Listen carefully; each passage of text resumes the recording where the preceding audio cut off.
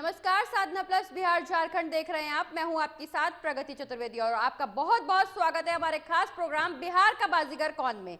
सहरसा विधानसभा seat Bihar की महत्वपूर्ण विधानसभा seat मानी जा रही है। आपको बता दें कि इसी के चलते हमारे संवाददाता नवीन शर्मा वहां पहुंचे हैं, जहां उन्होंने जनता से जायजा लिया। दरअसल 2015 में राष्ट्रीय जनता दल में जीत दर्ज की गई थी। इस बार सहरसा विधानसभा सीट के परिणाम किस पार्टी के पक्ष में होंगे, ये जनता को तय करना है। सहरसा विधानसभा सीट बिहार के सहरसा जिले में आती है। 2015 में सहरसा में कुल 53% वोट पड़े थे। 2015 में राष्ट्रीय जनता दल से अरुण कुमार ने भारतीय जनता पार्टी के आलोक रंजन को 39,206 वोटों के मार्जिन से हराया था। सहरसा विधानसभा सीट मधेपुरा के अंतर्गत आती है। इस संसदीय क्षेत्र से सांसद है दिनेश चंद्र यादव, जो जनता दल यूनाइटेड से हैं। आपको बता दें, उन्होंने जनता दल यूनाइटेड के शरद यादव को हराया था। इस बार चुनावी मैदान में महागठबंधन की ओर से ताल ठोक रहे हैं, जिसके लिए लवली आनंद तो दूसरी ओर एनडीए गठबंधन से बीजेपी प्रत्याशी आलोक रंजन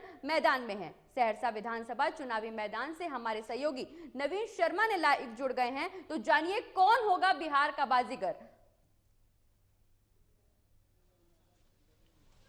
नमस्कार, मैं नवीन शर्मा और आप सभी का हमारा खास कार्यक्रम बिहार का बाजीगर कौन, इसमें स्वागत है आप सभी का। और आज हम पहुंचे हैं सहरसा के बारे में मैं थोड़ा सा जिक्र करना चाहूँगा। सहरसा जो है ये कोसी का मुख्यालय है, यानी आप सहरसा की बात किए बगैर आप कोसी की बात नहीं कर सकते हैं। बहरहाल इस कार्यक्रम में हमारे साथ यहाँ के तमाम जो स्थानीय लोग हैं वो जुड़े हैं, और साथ में जो तमाम पार्टियां हैं, चाहे बीजेपी की बात करें, जदयू की बात करें, राजद की बात करें, ये तमाम लोग जो है यहाँ पर मौजूद हैं। सब उनके प्रतिनिधि यहाँ पर मौजूद हैं, उनसे भी बात करेंगे और जानेंगे कि आखिर सहरसा की जनता का मूड इस बार क्या है, आखिर कितना हुआ सहरसा का विकास। तो आइए पहले मैं एक बार परिचय करा दूं। जदयू से हमारे साथ जो है लुत्फ उल्लाह जी मौजूद हैं, राजद से कौशल यादव जी मौजूद हैं हमारे साथ, जाप से रंजन प्रियदर्शी जी हमारे साथ मौजूद हैं, और जनतांत्रिक विकास पार्टी से सोहन झा जी मौजूद हैं, और राजद से हमारे साथ, माफ कीजिएगा आपका नाम, मनोज यादव जी हमारे साथ मौजूद हैं राजद से। ये तमाम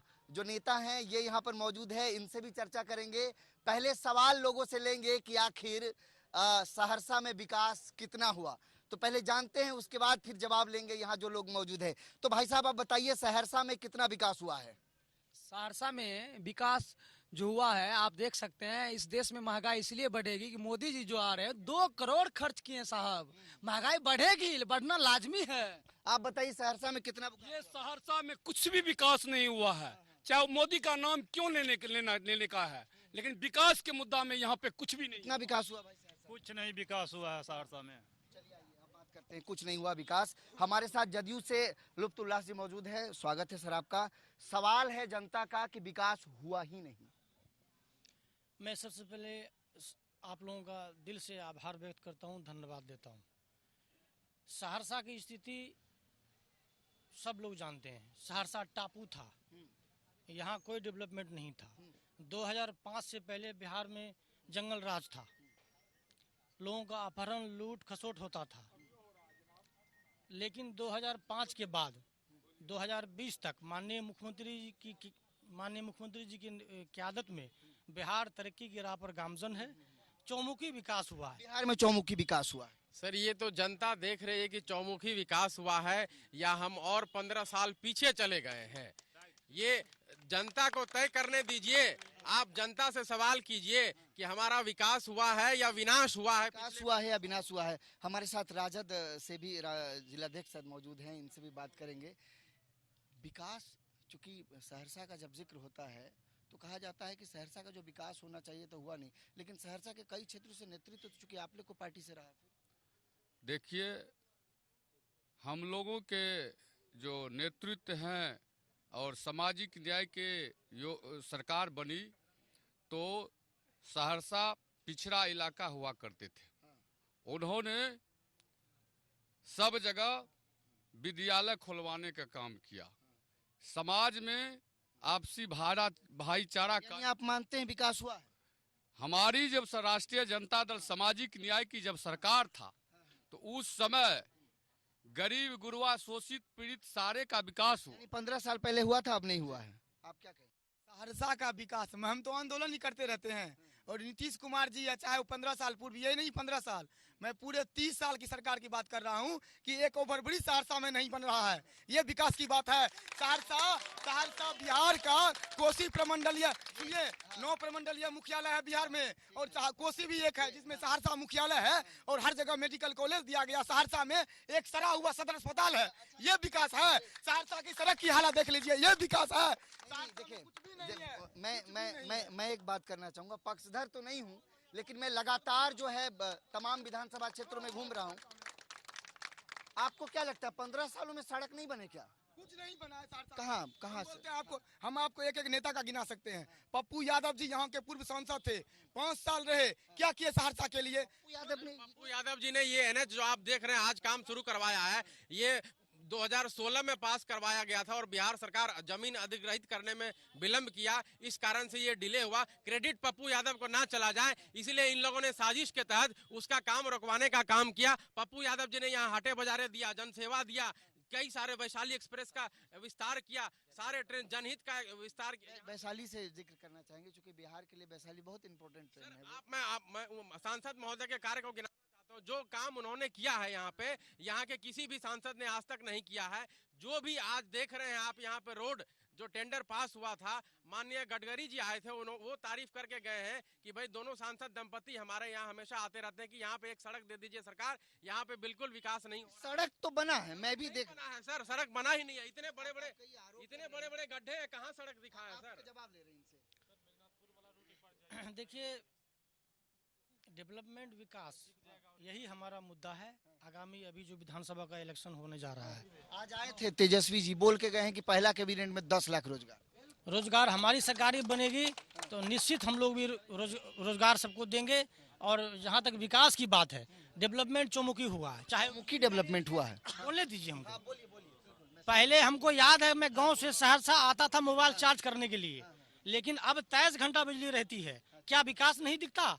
रोड का मेरा घर है सिमरी बख्तियारपुर, मैं वहां से सहरसा आता था, 4 घंटा लगता था। नवीन हम लौटेंगे आपके पास, लेकिन फिलहाल वक्त एक छोटे से ब्रेक का, हम जल्द लौटेंगे।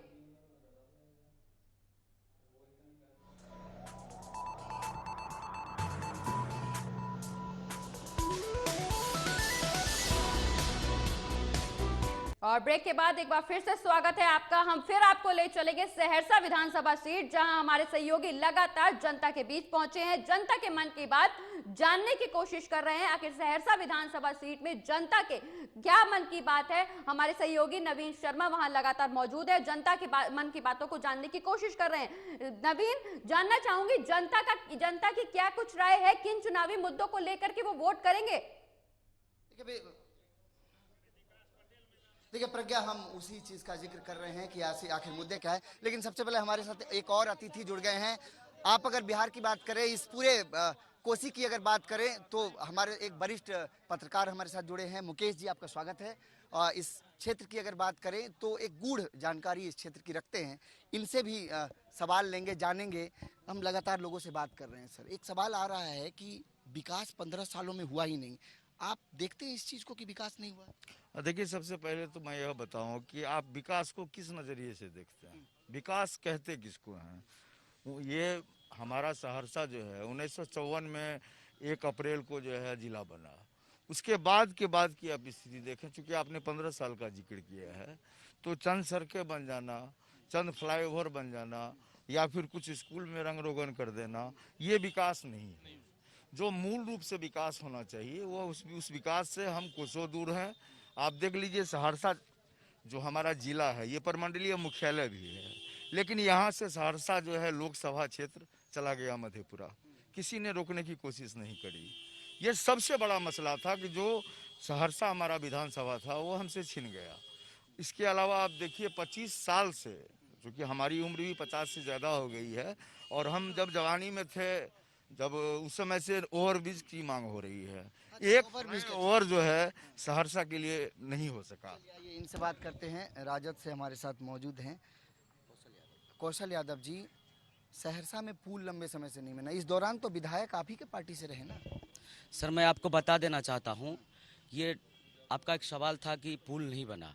मैं थोड़ा बताना चाहूँगा, क्योंकि आपका जो कार्यक्रम है वो कार्यक्रम का नाम है बिहार के बाजीगर कौन। यह बिहार के सच्चे में अगर कोई बिहार का बाजीगर है इस बार जनता की हवा एवं कोसी की हवा आपको बताना चाहता हूं, वो तेजस्वी यादव जी हैं, जो कि तेजस्वी यादव जी 2020 में हटाओ नीतीश का नारा है, सभी लोगों से पता कर लीजिए।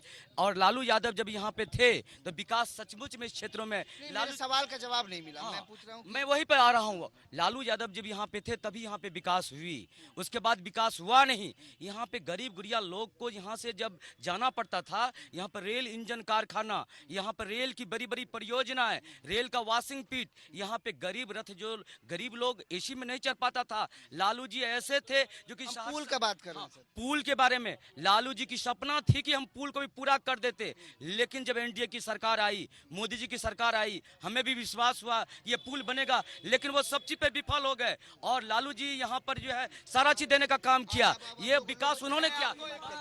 लोगों से बात विकास के नाम पे पार्टी वाले ठगते आ रहे हैं। नहीं बन पाए, जाम की समस्या। देखिए, हम कह रहे हैं ये सब विकास हम नहीं जान रहे हैं। कुछ आम आदमी जो है सड़क पे चल रहा है, अगर एक नौजवान युवा बीए ऑनर्स किया हुआ, उसका 10,000 रुपया का नौकरी नहीं, उसी को हम विकास कहेंगे। सब हम बोलना चाहते हैं सर, लगातार ओवरब्रिज के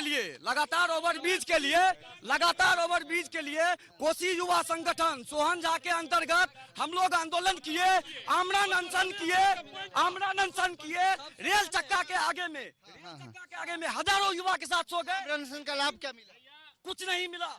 भैया अभी पप्पू यादव भी टेंडर करवा दिए 3-3 बार पुल ओवरब्रिज का, लेकिन किसी का माई का लाल का हिम्मत नहीं हुआ, कोई माई का लाल का हिम्मत नहीं हुआ कि आपको टेंडर गिरा दे यहाँ पर, जबकि हजार करोड़ का पुल बन जाता है। लेकिन यहाँ पर राजनीतिक दांव पे जितना नेताओं का है, कुछ भी नहीं मिला यहाँ पे सर, ना ही बीजेपी से, ना ही आरजेडी से। पिछले 2-5 वर्ष से यहाँ पे कुछ भी नहीं। एक मिनट सर, आप बोले, एक मिनट सर, सहरसा का विकास के बारे में बोले सर।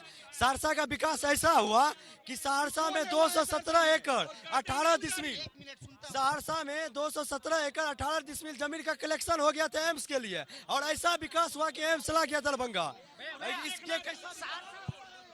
सबसे पहले शांत हो जाइए एक बार। सबसे पहले आपको धन्यवाद देते हैं। आपका मुद्दा है बिहार का बाजीगर। अभी बिहार के बाजीगर जो है माननीय नीतीश कुमार जी, वो 15 साल में कोसी की समस्या की हम बात करें तो उन्होंने वादा करके आए थे, बैजनाथ पेपर मिल को शुरू करवाएंगे, रेलवे ओवरब्रिज बनवाएंगे, मत्स्यगंधा को शुरू करेंगे, और एक भी वो काम नहीं कर पाए। सबसे पहला, और सुनिए, और कोसी में मात्र एक विश्वविद्यालय है, बीएन मंडल विश्वविद्यालय, और वो भी विश्वविद्यालय में 3 साल की डिग्री युवाओं को 5 साल में दिया जा रहा है। ये है उनका विकास। ये है विकास। क्या है विकास? अभी इनसे बात कर रहे थे वरिष्ठ पत्रकार हमारे साथ, इनने बोला विकास के पैमाने अलग अलग हो सकते हैं, लेकिन सवाल उठ रहा है कि भाई जो यूनिवर्सिटी है 3-3 साल लेट डिग्री मिलती है, पुल 4-4 बार जो उद्घाटन होकर के बन नहीं पाया, 15 सालों में बोल रहे हैं कि यहाँ के युवाओं को रोजगार नहीं मिल पाया, कंपनियां शुरू नहीं हो पाई। सरकार तो आप ही का था साहब 15 सालों तक। देखिए हमारी सरकार, आपका जो सवाल है उसका जवाब मैं जवाब दे रहा हूं भाई आप लोगों को। इस बार हमारी सरकार बनी तो निश्चित ही बेरोजगारी को दूर किया जाए। 15 सालों में रोजगारी क्यों नहीं दूर? रोजगार तो दिया जा रहा है भाई, रोजगार तो दिया। शिक्षा मित्र का बहाल किया गया, तालीमी मरकज का में उस्तादों की बहाल की गई। अच्छा, एक सेकंड, आप लोग थोड़ा सा चुप रहे। हाँ। उर्दू में उस्तादों की बहाली की गई, तालीमी मरकज में बहाली की गई, शिक्षा मित्र की बहाल की गई। क्या है सब? सर, सबने जनता को ठगने का काम किया है। जो भी ये नाम गिना रहे हैं, सिर्फ कागज पे खाना पूर्ति हुई है, धरातल पे काम कुछ भी नहीं हुआ है। जो शिक्षक विद्यालय में शिक्षकों को पढ़ाना चाहिए, उनसे अन्य कार्य लिए जा रहे हैं, चुनाव के कार्य लिए जा रहे हैं, उनको मध्याह्न भोजन बनवाया जा रहा है। तो शिक्षा की व्यवस्था बेहतर कैसे होगी? जो एक शिक्षक जिसको पढ़ाना चाहिए स्कूल में, वो मध्याह्न भोजन खिला रहा है और डायरी अटेंडेंस बना रहा है। तो आप कैसे, जब तक शिक्षा नहीं होगा उपलब्ध, तब तक लोगों को रोजगार नहीं मिलेगा। मुकेश जी, मैं समझना चाहूंगा, आखिर लोग विकास की बात करते हैं, क्या वाकई में विकास के नाम पे वोट डलता है क्या? देखिए, हर बार आप देखिए, किसी भी राजनीतिक दल की बात करें आप, चाहे राजद हो, भाजपा हो, या कोई भी दल हो, बड़ा से बड़ा दल या क्षेत्रीय दल, सारे दल जो है मैनिफेस्टो लेकर के आते हैं, लेकिन सारी योजनाएं बनती है एसी कमरे में। जमीन से किसी को सरोकार नहीं रहता है। आप जब तक जमीन को नहीं समझेंगे कोई भी योजना धरातल पर नहीं उतरेगी। आपको लोगों के बीच जाना होगा। बड़ी बड़ी योजनाएं बनती हैं, आखिर नल जल योजना है वह क्यों नहीं सफल हुआ। इस तरह की कई योजनाएं हैं। हम आपके माध्यम से यह भी कहना चाहेंगे कि देखिए सहरसा हमारा बहुत पुराना जिला है। जिस तरह का विकास यहाँ होना चाहिए, स्कूल की बात इन्होंने करी, बुनियादी चीज है यह। शिक्षा में जिस तरीके से ह्रास हुआ है, जो शिक्षा का स्तर होना चाहिए बिहार में नहीं है। और सबसे बड़ी लड़ाई अब यह लड़नी चाहिए कि चाहे विधानसभा हो या लोकसभा हो, दोनों सदन में पढ़े लिखे लोगों को जाना चाहिए, जो बेरोजगारी को दूर करने में सक्षम हो। पढ़े लिखे लोगों को ही सदन में जाना चाहिए। निश्चित तौर पे एक अच्छी बात निकल करके सामने, ये जिक्र तो होता रहा है, लेकिन आखिर कितने पढ़े लिखे लोग जो हैं सदन में जाते हैं। खैर, मैं थोड़ा वर्तमान विधायक के बारे में भी चर्चा करना चाहूंगा। क्या क्षेत्र के वर्तमान विधायक क्षेत्र में सक्रिय रहे हैं?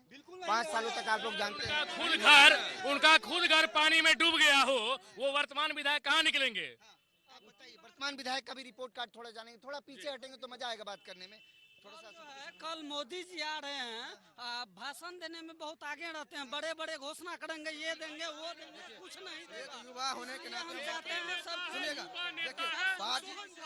ये जो कोई नेता नहीं है, सब खाने वाले हैं यहाँ पे। बेरोजगारी, ये यहाँ पर सबसे सर वक्त हो चला एक छोटे से ब्रेक का। ब्रेक के बाद जल्द लौटते हैं, वक्त हो चला।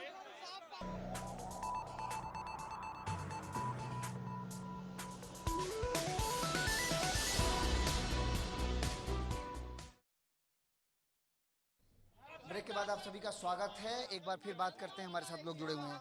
एजुकेशन का जिक्र हुआ, शिक्षा मिल नहीं पाया लोगों को, कितना हकीकत है? मैं बता दूं आपको कि 2005 से डिग्री वाला मसला तो है, ये दूर ही नहीं हो पाया साहब। होगा। 2005 से पहले जो शिक्षा, स्वास्थ्य, सड़क की जो व्यवस्था थी, दुर्दशा थी, वो सब लोग जानते हैं। और जब से माननीय मुख्यमंत्री जी बिहार की सत्ता संभाले और बिहार की स्थिति अब देख लीजिए, ईमानदारी से लोग देख ले, क्या बिजली 23 घंटा रहता है? 15 साल में सर, 15 साल में दुनिया कहां से कहां लोग चांद पे पहुंच गए और अभी तक हम बुनियादी चीजों के लिए लड़ाई लड़ रहे हैं। अपनी बुनियादी चीजों के लिए आप जरा सा हटिए दूर, मैं बाहर निकलना चाह रहा हूँ। आइए इधर बात करते हैं। इधर आओ भाई, युवा हो, वोट डालते हो? हाँ, वोट डालते हैं। मेरा दूसरा चुनाव में इस बार जो है पप्पू यादव जी का लहर काफी है। जी, पप्पू यादव। हाँ, आप भी बोलिए। सर, हम जिला रिसोर्स पर्सन मास्टर हैं हाँ, और दिखाइए तीन ठो परीक्षा पास किए हैं। 11 में 2 बार डीएम के चिट्ठी से ट्रेनिंग दिया है। 1 महीना 70 घंटे वहाँ प्रशिक्षण दिया है। क्या नाम हुआ? प्रतिनिधि को कुशेश्वर प्रसाद यादव। क्या नाम? मास्टर। अच्छा, मास्टर टीचर हैं आप? जिला रिसोर्स पर्सन मास्टर जनप्रतिनिधि को ट्रेनिंग देते हैं। मुखिया सरपंच को हम चाहते हैं कि 11 में हम 3 ठो परीक्षा पास किए, 2 बार मुझको मौका मिला।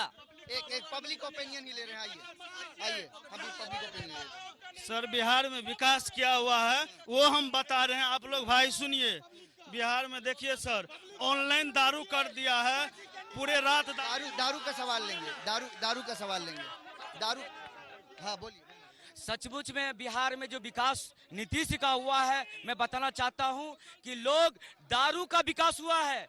डिक्की में होम डिलीवरी हो रहा है, बच्चे जो है दारू पी रहे हैं, कोरेक्स पी रहे हैं, यही विकास बिहार। अच्छा, ये गलत फैसला था क्या दारूबंदी? ये बिल्कुल मुझे लगता है सर, ये नीतिगत डिसीजन हो सकता है गलत हुआ हो, क्योंकि अगर आप कागज, मैंने पहले भी कहा कि कागज पे आप किसी चीज को बंद या खोल, आप कितना इत्तेफाक?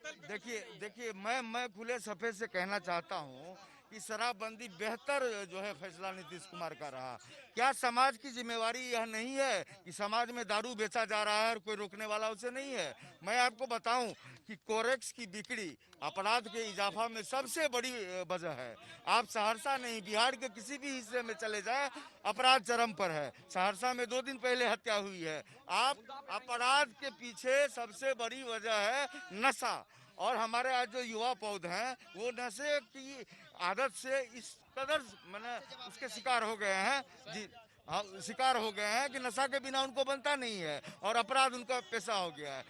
अब मैं आपके माध्यम से एक बात आपको मैं बताना चाहता हूँ कि आपके चैनल के जरिए से पत्रकार होने के नाते कि इस इलाके की सबसे बड़ी समस्या क्या है? पलायन है।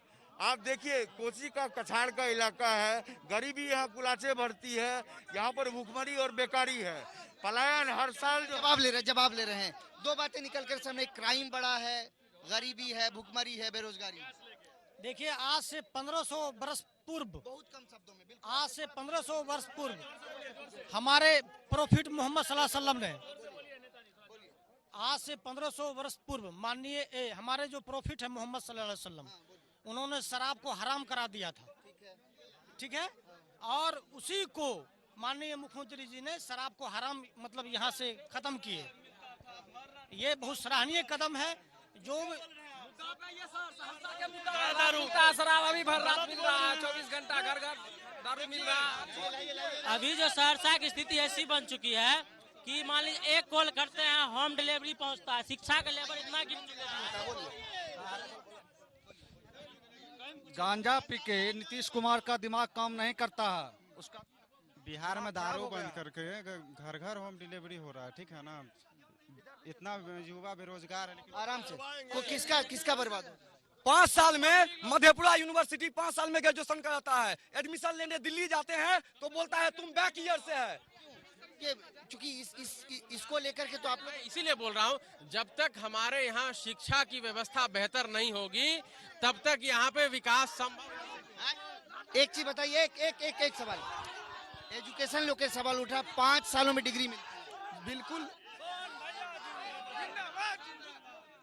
एक चीज जान लीजिए आप, एक चीज जान लीजिए, सहरसा की समस्या जो है कि कोई भी सरकार, चाहे राजद की सरकार हो या नीतीश की, हम जवाब ले रहे हैं 2 मिनट, हम जवाब ले रहे हैं। आप बोलिए।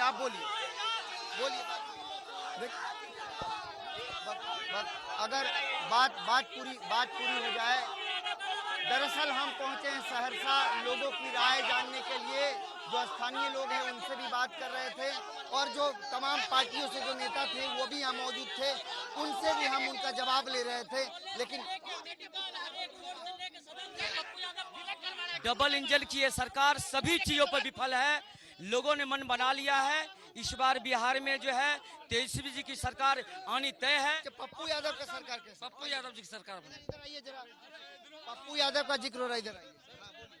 पप्पू यादव सबसे बेहतर मुख्यमंत्री होंगे बिहार के लिए और गरीब के लिए, दीनहीन दुखिया के लिए। पप्पू यादव भी एक ऐसा सेवक है जो वह अच्छा लोग को प्रशासन देंगे, और 30 साल बराम 3 साल पप्पू यादव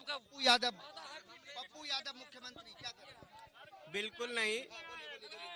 अभी बिहार में, पूरे बिहार में आप कहीं भी जाइए, रोजगार के नाम पे युवा, रोजगार के नाम पे।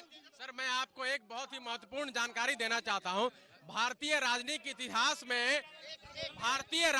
इतिहास में पहली दफा ऐसा हुआ है जब किसी राजनीतिक पार्टी ने बाकायदा हाईकोर्ट के एफिडेविट के साथ प्रतिज्ञा पत्र जारी किया है। हमने ना कि मैनिफेस्टो। और हमारा उद्देश्य ये है। बिना टैक्स का कैसे राज्य? सर टैक्स किस राज्य कैसे? बिना टैक्स के कैसे सर? हमने प्रतिज्ञा लिया है, हमने सर टैक्स, हमने सर बताया है कि 6 महीने में क्या काम करेंगे, 1 साल में क्या काम करेंगे। यादव का जो मैनिफेस्टो है थोड़ा नहीं लगता अटपटा सा है? देखिए, इसमें इस चुनाव में आप देखें सबने अपने अपने तरीके से मैनिफेस्टो तैयार किया है। कोई 10,000 रोजगार दे रहा है, कोई 19,000 स्वरोजगार।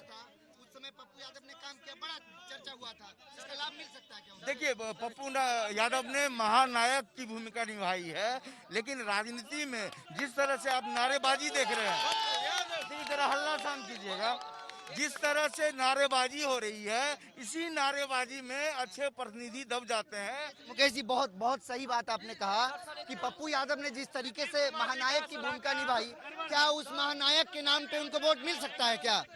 आदरणीय पप्पू यादव का हम सम्मान करते हैं, लेकिन आदरणीय लालू यादव ने ही उन्हें सांसद बनाया था। बड़ी उम्मीद थी उनसे हम लोगों को कि इस इलाके का विकास होगा। उन्होंने कहा था ओवरब्रिज नहीं तो मैं यहाँ पे खड़ा हूं। अच्छा एक चीज बताइए, राजद ने राजद के अंदर विरोध देखने को मिल रहा है। लवली यादव को यहाँ से टिकट नहीं मिला, माफ कीजिएगा, लवली यादव को राजद ने टिकट दिया, लेकिन जो यहाँ के लोकल कार्यकर्ता हैं उनका आरोप है कि उनको टिकट नहीं देकर के लवली, यहाँ पे हमारी पार्टी A to Z की पार्टी है, सभी जाति सभी कार्यकर्ता। एक मिनट सुनिए, कोई असामाजिक तत्व के लोग ये भ्रम फैला रहे हैं राजद से। एक मिनट सर, हम लोग राष्ट्रीय जनता दल और महागठबंधन के नेता लवली आनंद जी हैं, और सारे कार्यकर्ता और सारे जनता जो है लवली आनंद को अपार वोटों से जिताने का आइए थोड़ा सा पीछे हटिए, आइए सामने से आइए। इस खास कार्यक्रम में इतना ही, हमें दीजिए इजाजत, फिर किसी जिले से किसी विधानसभा से हम आपके साथ उपस्थित होंगे, लोगों से बात करेंगे और जानेंगे लोगों की राय क्या है।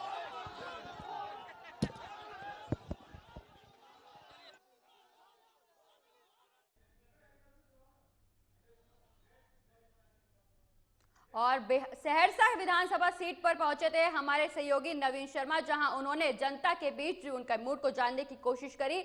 हम फिलहाल वक्त एक छोटे से ब्रेक का, हम जल्द लौटेंगे।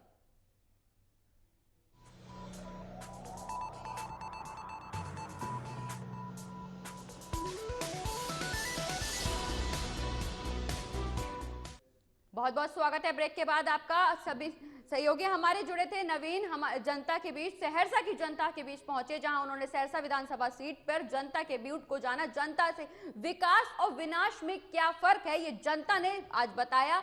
जहां तमाम मुद्दों को लेकर के चुनावी दल जनता के बीच में जाते हैं, अपने पक्ष में वोट करने की अपील करते हैं, वहीं जनता का मिजाज क्या है चुनाव के दौरान।